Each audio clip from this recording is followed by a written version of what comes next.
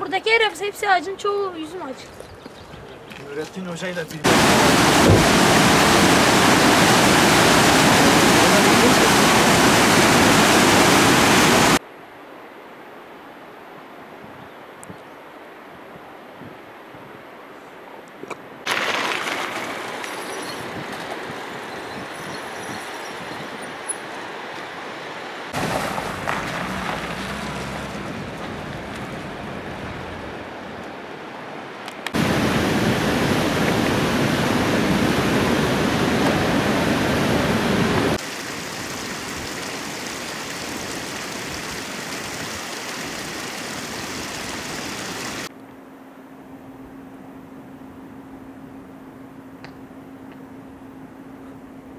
Kamalı mezrasında oturuyoruz.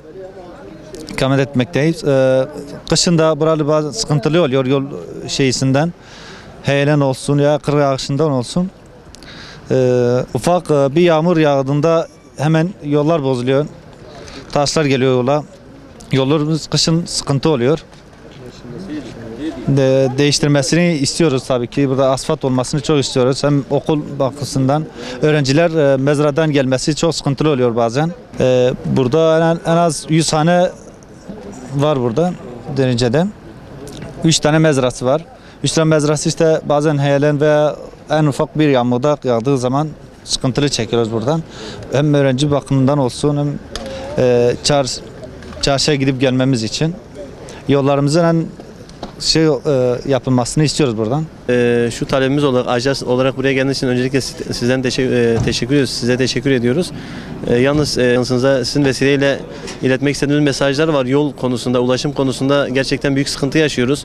Yani ufak bir yağışta yollarımız alt üst oluyor. Yol işte açmak için dozerleri falan talep ediyoruz. Bu da bayağı bir zaman sonra geliyor.